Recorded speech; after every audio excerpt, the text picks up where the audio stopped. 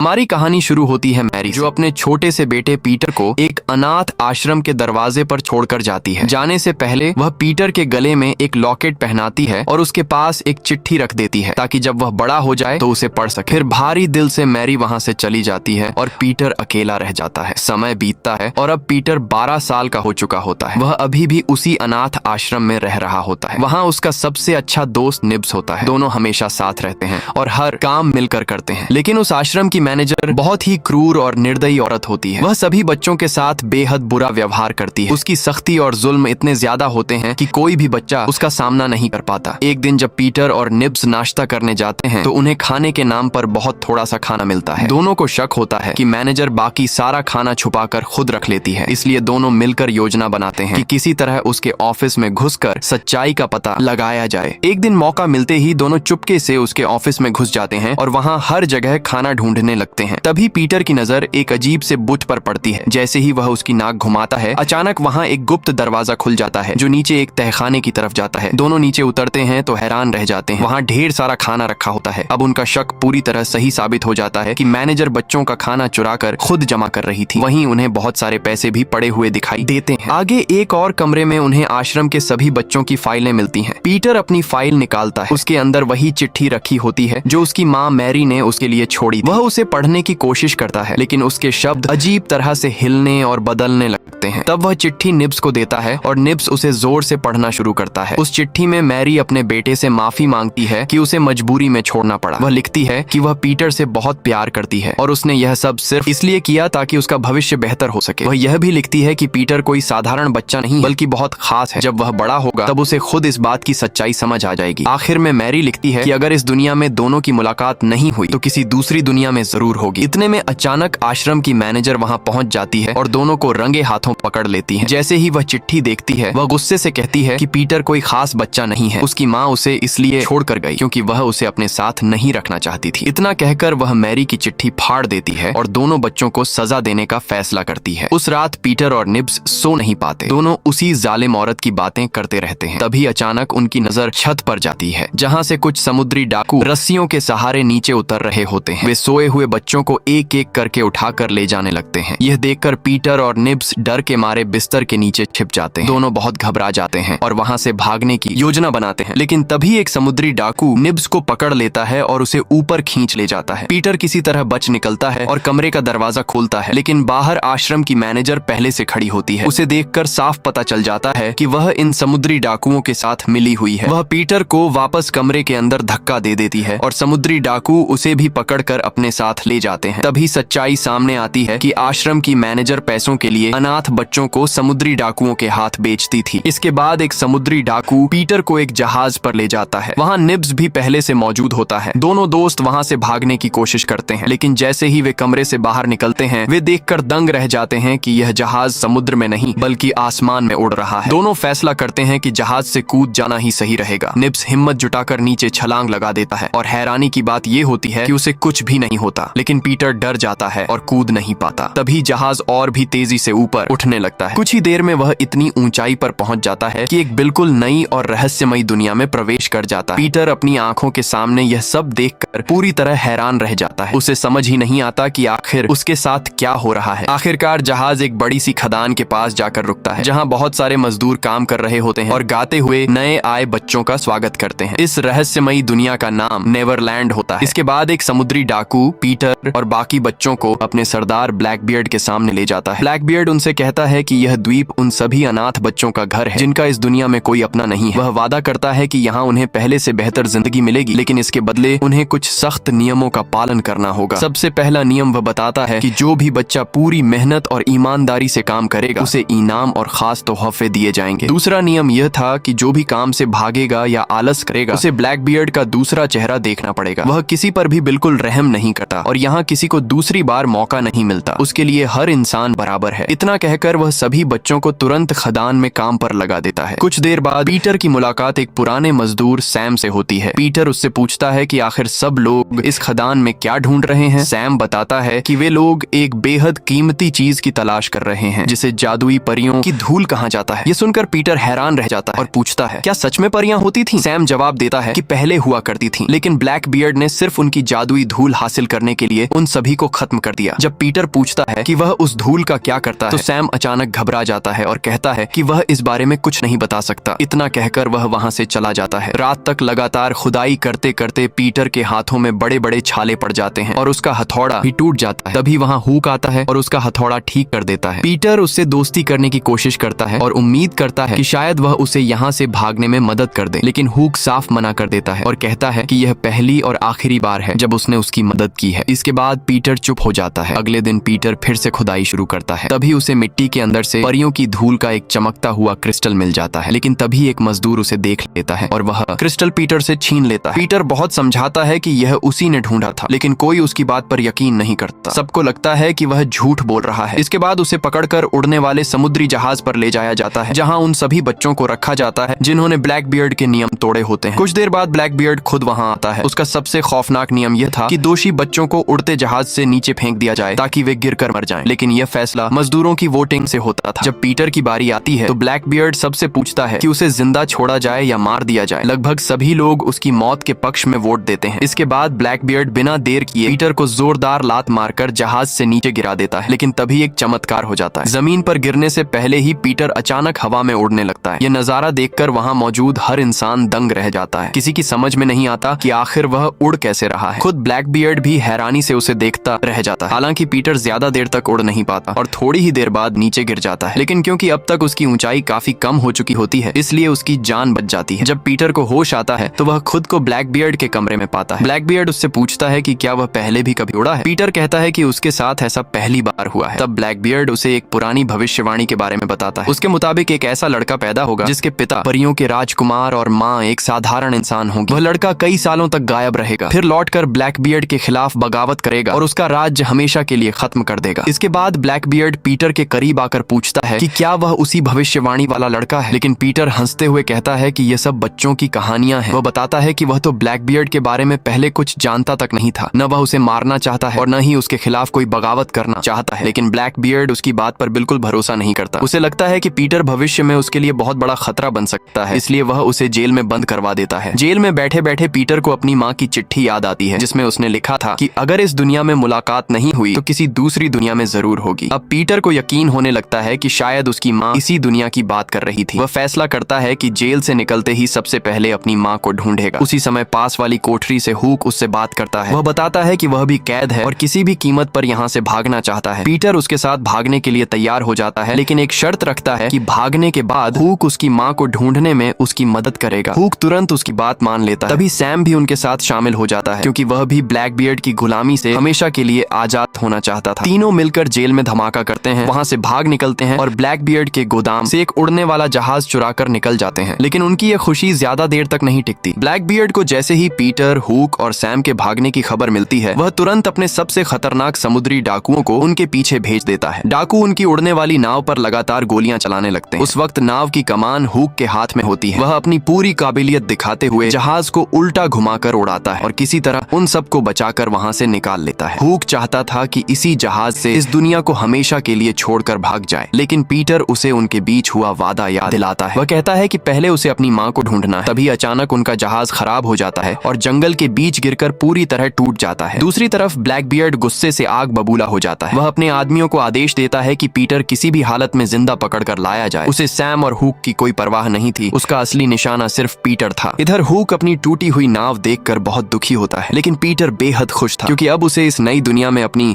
माँ को ढूंढने का मौका मिल चुका था। मलबे के बीच उसे इस द्वीप का एक नक्शा मिलता है। नक्शे में उसकी नजर एक रहस्यमयी कबीले पर पड़ती है। उसे पूरा यकीन था कि अगर वह उन्हें बता देगा कि वही पुरानी भविष्यवाणी वाला लड़का है तो वे उसकी मदद जरूर करेंगे। हुक उसे अकेले वहां जाने से रोकता है। उसका कहना था कि पता नहीं वह कबीला कैसा हो, कहीं वे दुश्मन निकले तो बड़ी मुसीबत हो जाएगी, लेकिन पीटर उसकी एक नहीं सुनता। तभी सैम कहता है कि अगर पीटर सच में वही भविष्यवाणी वाला लड़का निकला तो कबीला उन्हें अच्छा खासा इनाम भी दे सकता है। यह सुनकर हुक भी उनके साथ चलने के लिए तैयार हो जाता है। तीनों कई घंटों तक जंगल में चलते रहते हैं। रात होने पर वे आराम करने के लिए आग जलाकर बैठते हैं। तभी अचानक एक विशालकाय खूंखार पक्षी उन पर हमला कर देता है। तीनों अपनी जान बचाकर भागने की कोशिश करते हैं, लेकिन वह पक्षी उनसे कहीं ज्यादा तेज होता है। ऐसा लग रहा था कि अब उनका बचना नामुमकिन है। तभी आखिरी पल में एक खूबसूरत लड़की वहां पहुंचती है और उन पक्षियों से लड़कर तीनों की जान बचा लेती है। उस लड़की का नाम टाइगर था और वह उसी कबीले की राजकुमारी निकली जहां वे जाने वाले थे। हुक उसे देखते ही उसकी खूबसूरती पर फिदा हो जाता है और उससे बात करने की कोशिश करता है, लेकिन टाइगर उसे एक ही वार में बेहोश कर देती है। इसके बाद वह तीनों को अपने कबीले में ले जाती है। जब हुक को होश आता है तो वह खुद को उल्टा लटका हुआ पाता है। सामने पीटर और सैम भी बंधे हुए खड़े थे। टाइगर उन्हें बताती है कि उनके कबीले का नियम है कि बाहर से आने वाले हर इंसान को पहले उनके सबसे ताकतवर योद्धा से लड़ना पड़ता है। अगर कबीले का योद्धा जीत गया तो घुसपैठियों को मार दिया जाएगा, लेकिन अगर वह हार गया तो उन्हें जिंदा छोड़ दिया जाएगा। हुक फैसला करता है कि वही मुकाबला करेगा, क्योंकि पीटर अभी बच्चा था और सैम बूढ़ा हो चुका था। वह पूरी ताकत से लड़ता है, लेकिन सामने वाला योद्धा बेहद खतरनाक और अनुभवी निकलता है। हुक उसके सामने टिक नहीं पाता। यह देखकर पीटर भी हिम्मत करके उसकी मदद करने दौड़ पड़ता है, लेकिन योद्धा उसे उठाकर हवा में उछाल देता है। उसी दौरान पीटर के गले में पड़ी उसकी पुरानी माला नीचे गिर जाती है। जैसे ही कबीले का मुखिया उस माला को देखता है, वह तुरंत पहचान लेता है कि पीटर ही वह बच्चा है जिसका इंतजार उन्हें वर्षों से था। यह देखते ही पूरे कबीले के लोग उसके सामने सम्मान से घुटनों पर बैठ जाते हैं। इसके बाद टाइगर उन्हें इस दुनिया का पुराना इतिहास सुनाती है। वह बताती है कि कभी ब्लैक बियर्ड पूरे नेवरलैंड का सबसे ताकतवर समुद्री डाकू था और हर जगह उसी का राज चलता था। उसे रोकने के लिए कबीले के मुखिया ने परियों के राजा से हाथ मिलाया था। उसी युद्ध के दौरान परियों के राजकुमार की मुलाकात मैरी से हुई और दोनों एक दूसरे से प्यार करने लगे। दूसरी तरफ ब्लैक बियर्ड भी मैरी को चाहता था, लेकिन मैरी उससे कभी प्यार नहीं करती थी। जब ब्लैक बियर्ड को यह बात पता चली तो उसने मैरी को मारने की ठान ली। तब परियों के राजकुमार ने मैरी को बचाने के लिए इंसानी रूप धारण कर लिया, लेकिन उस रूप में उसकी उम्र सिर्फ एक दिन की थी। उसने अपनी जान की परवाह किए बिना खुद की कुर्बानी दे दी ताकि मैरी और उनका बेटा पीटर सुरक्षित रह सकें। यह सब सुनकर पीटर तुरंत अपनी माँ के बारे में पूछता है। टाइगर बताती है कि मैरी अभी भी परियों के राज्य में जिंदा है। ये सुनकर पीटर की आंखों में खुशी के आंसू आ जाते हैं। वह उनसे विनती करता है कि उसे जितनी जल्दी हो सके परियों के राज्य तक पहुंचा दें, लेकिन कबीले का मुखिया कहता है कि पहले यह साबित करना होगा कि वह सच में मैरी का बेटा है। इसके लिए पीटर को 3 दिनों की परीक्षा पास करनी होगी। इसके बाद पीटर दिन रात उड़ने की प्रैक्टिस शुरू कर देता है। वह पूरी मेहनत करता है, लेकिन हर बार उड़ने की कोशिश में नीचे गिर जाता है। फिर भी वह हार नहीं मानता, क्योंकि अब उसके सामने सिर्फ एक ही सपना था, अपनी माँ से दोबारा मिलना। दूसरी तरफ सैम अकेला कबीले से दूर बैठा होता है। तभी अचानक ब्लैक बियर्ड अपने समुद्री डाकुओं के साथ उसके सामने आ जाता है। वह सैम को धमकाते हुए कहता है कि अगर उसने पीटर का ठिकाना नहीं बताया तो वह उसे यहीं मार डालेगा। डर के मारे सैम सब कुछ सच सच बता देता है। अगले ही दिन ब्लैक बियर्ड अपनी पूरी समुद्री डाकुओं की सेना लेकर कबीले पर हमला कर देता है। कबीले के लोग पूरी ताकत से मुकाबला करते हैं, लेकिन डाकू संख्या में भी ज्यादा थे और ताकतवर भी। इसी बीच एक समुद्री डाकू पीटर तक पहुंच जाता है और उसे मारने ही वाला होता है कि तभी हुक सही समय पर पहुंचकर उसकी जान बचा लेता है। हुक पीटर को लेकर वहां से भाग निकलता है और टाइगर भी उनकी मदद करने के लिए उनके साथ हो जाती है। लेकिन ज्यादा दूर जाने से पहले ही समुद्री डाकू हुक और टाइगर को पकड़ लेते हैं, जबकि पीटर किसी तरह छिपकर बच निकलता है। डाकू हुक और टाइगर को वापस कबीले में ले जाते हैं। वहाँ ब्लैक बियर्ड उनसे पूछता है कि पीटर कहाँ छिपा हुआ है। कबीले का मुखिया कुछ भी बताने से इनकार कर देता है। टाइगर भी चुप रहती है, लेकिन जब ब्लैक बियर्ड उन्हें मारने की धमकी देता है तो हुक उनकी जान बचाने के लिए बोल पड़ता है। वह बताता है कि पीटर परियों के राज्य की तरफ गया है, क्योंकि वह अपनी माँ को ढूंढना चाहता है। असल में हुक ने यह बात सिर्फ टाइगर और बाकी लोगों को बचाने के लिए बताई थी। उसी समय पीटर एक विशाल उड़ने वाले पक्षी पर सवार होकर वापस हमला कर देता है। उसे आसमान में उड़ता देखकर समुद्री डाकुओं में भगदड़ मच जाती है। तभी ब्लैक बियर्ड उस पर गोली चला देता है और पीटर नीचे गिर पड़ता है। फिर वह हंसते हुए कहता है, तू अपनी माँ को कभी नहीं ढूंढ पाएगा, क्योंकि मैंने उसे बहुत पहले ही मार दिया था। ये सुनकर पीटर पूरी तरह टूट जाता है। तभी ऊपर से हुक और टाइगर उसकी मदद के लिए पहुंचते हैं और किसी तरह उसे वहां से निकालकर भाग जाते हैं। रास्ते में पीटर गुस्से में टाइगर से कहता है कि उसने उससे झूठ बोला था और कहा था कि उसकी माँ अभी भी जिंदा है। टाइगर उसे समझाती है कि अगर वह पहले ही सच बता देती तो पीटर कभी भी ब्लैक बियर्ड का सामना नहीं करता और इंसानों की दुनिया में वापस लौट जाता, जबकि इस दुनिया को बचाने वाला सिर्फ वही है। पीटर दुखी जरूर होता है, लेकिन हार नहीं मानता। इसके बाद तीनों आजादी के समुद्र की तरफ जाने का फैसला करते हैं। वे एक छोटी नाव में बैठकर झील पार करने लगते हैं। तभी उन्हें पानी के नीचे कुछ बड़ा सा हिलता हुआ दिखाई देता है। अगले ही पल कई विशाल मगरमच्छ उन पर हमला कर देते हैं। जोरदार टक्कर से पीटर पानी में गिर जाता है, लेकिन तभी आजादी के समुद्र के रक्षक पानी में कूदकर उसकी जान बचा लेते हैं और तीनों को सुरक्षित बाहर निकाल लेते हैं। कुछ आगे बढ़ने पर उन्हें एक टूटा फूटा जहाज दिखाई देता है। हुक कहता है कि अगर वे इसे ठीक कर लें तो इस दुनिया से निकल सकते हैं, लेकिन वह यह भी कहता है कि अब वह उनके साथ आगे नहीं जा पाएगा। उसका मानना था कि उन्हें जितनी जल्दी हो सके अपने असली संसार में लौट जाना चाहिए, मगर पीटर और टाइगर इस बात से साफ इनकार कर देते हैं। अगली सुबह हुक अकेला वहां से चला जाता है। दूसरी तरफ पीटर अब सिर्फ एक ही बात सोच रहा था, ब्लैक बियर्ड से अपनी माँ का बदला लेना। वह टाइगर से कहता है कि उसे परियों के राज्य ले चले ताकि वह वहां की सेना के साथ मिलकर ब्लैक बियर्ड का